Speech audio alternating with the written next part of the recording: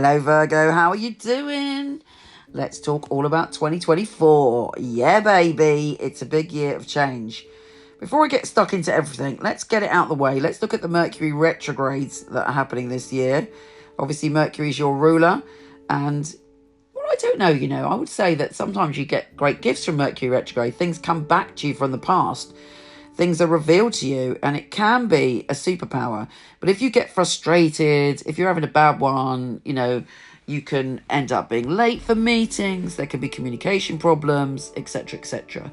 So forewarned is forearmed. Let's go into the Mercury retrogrades for you. From the 1st to the 25th of April, Mercury is retrograde in Aries. It's very deep. There are some very deep conversations. You are diving into all that is hidden. Now be careful, because if you are hiding something, particularly if it's an affair or there's something to do with a very intense, intimate relationship, that could come to the surface. Equally, other people's secrets are coming to the surface. You're knowing things, you're finding out things. There could be somebody very powerful from your past that pops up and turns up in a positive way.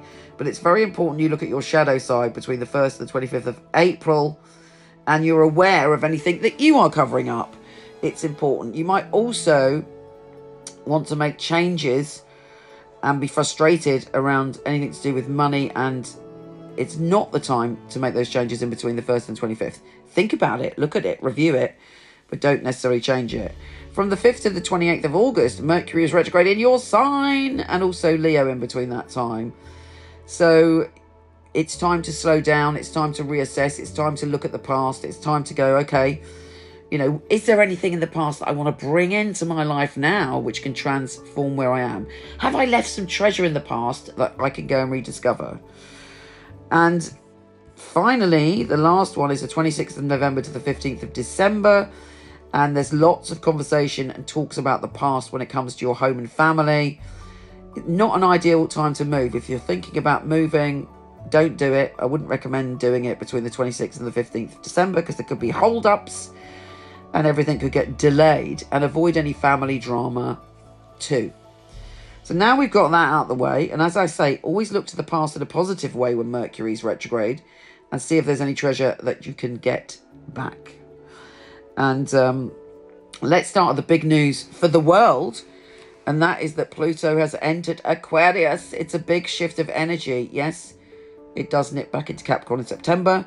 But for now, let's focus on this many, many years to come, where the changes need to be made. And for you, it's all about your habits, your daily routine, your health and well-being, what you want to commit to, what really you want to work hard for, not for the sake of money, but for the sake of love. And it's something that, in a way, it's almost like giving back.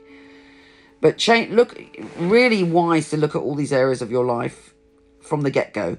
I mean, it's a slow burn. It's going to go on for years. But, how are your daily routines? Pluto is telling you that you can change your daily routine, and it can absolutely change your life in a good way. Focus on that, to know that, to trust that. Relationships are very big for you this year as well.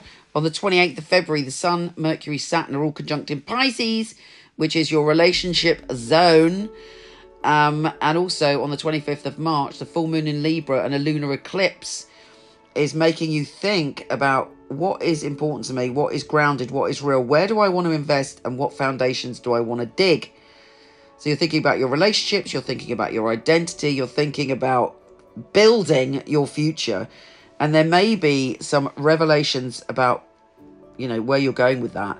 The total solar eclipse in Aries on the 8th of April reveals secrets, and something is arising. It may be something you've hidden from yourself. Hopefully it's not something you've hidden from other people, because if you're hiding anything, I'd be very cautious around the 8th of April. And also there is this sense of you wanting to come into your power. You want to remember how powerful you are this year, and that solar eclipse will ultimately bring you back into your power. But to get there, you have to focus on your shadow and the things that you need to clear up, things that you've been too frightened to admit to yourself, and to go, no, I'm going to bring my whole being into the light. I'm bringing my whole being into alignment with my true beliefs and my true, who I think I am in the world and who I want to be. I'm not hiding anything from myself anymore. Now, Jupiter, the planet of good fortune, is really well aspected for career this year from the 25th of May. If you're not working or you don't want to work, it's your beliefs where you're putting all your life juice for the rest of this time. But whatever it is, you have the opportunity to stretch, to grow, to get great good fortune in that area. There is a sprinkling of magic fairy dust on those issues. So if you want to make changes, certainly there will be a lot of abundance around those areas. And you've got to call it in, baby. You know, that Jupiter is singing your tune when it comes to career, but you've got to call it in and go, right, I trust that. And now I'm going to go for it. I'm going to push myself like never before. And you will get great results. Now, that Mercury retrograde I was telling you about earlier in your sign is conjunct Venus on the 8th. So there may be a conversation with an ex or a tricky conversation with someone you're with now. I wouldn't necessarily dive into any complicated conversations with Mercury retrograde, but certainly an issue to do with who or what you love is coming to the surface on the 8th of August. Now, the full supermoon in Pisces, which is a partial lunar eclipse, is again making you evaluate your relationships. And there should have been a shift from February to September in your relationships, and a lot more clarity should be there. But again, there's another journey to go. But you're moving to the next level when it comes to love and relationships. You're ready to surrender your fears and move forward. Finally, the new moon in Libra annual solar eclipse is about your sense of abundance and security. For instance, if there's any part of you that is not selling your soul, but, you know, like for a quiet life, you are doing things for security, that's going to be highlighted by this solar eclipse. And you're going to be freed from it. You're going to be able to have faith in yourself and your truth. Big message for the whole of this year for you to be able to do this. You're feeling quite jolly on the 5th of August as well, when Venus goes into your sign.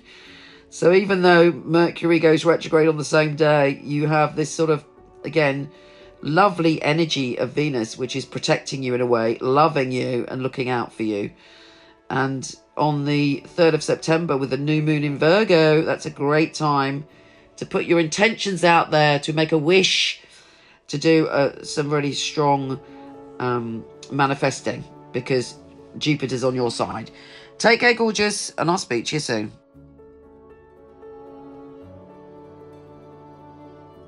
So here is the deck. I love the box. Got some of the tarot heroes on the front that are in my deck, which I'll tell you about later. It is flip top. How fabulous is that? I love that. And then you have the little booklet here. Little nuggets of information about each card. Here they are. Notice the gold. The Fool. The Magician. The High Priestess, which is so important because it is Pamela Coleman Smith. She was the illustrator of the original Rider-Waite. And I have 3 Lovers cards. The Chariot, Strength, the Hermit, various heroes here. This is Anna May Wong. So I've got this leaflet that comes with the pack. It gives you one line of straight to the point wisdom about it. But this is the book. And I'm so pleased with it, because what I aim to do with this deck is to inspire your own psychic ability, but also to empower you and uplift you every day with the message of the card. Let's take a look inside. In it, we've got the meanings and readings. All my knowledge is in this book, all my love and all my heart.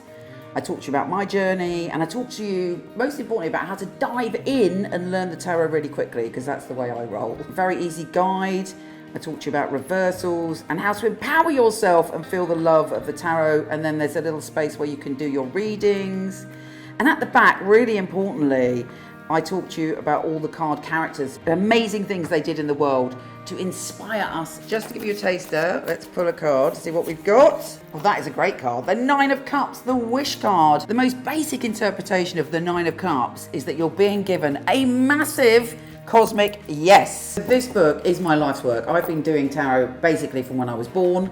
It's been a lifelong passion, and you're always learning when it comes to tarot, and I've tried to put everything I know and all the magic and how you can learn quickly. You can get them from Amazon, Barnes & Noble, and potentially order them from your local bookshop and support your local bookshop. These carry my heart and my soul, and I thank you for being on this journey. You inspired me to do it because I wanted to have an inclusive deck. So I thank you for being my inspiration.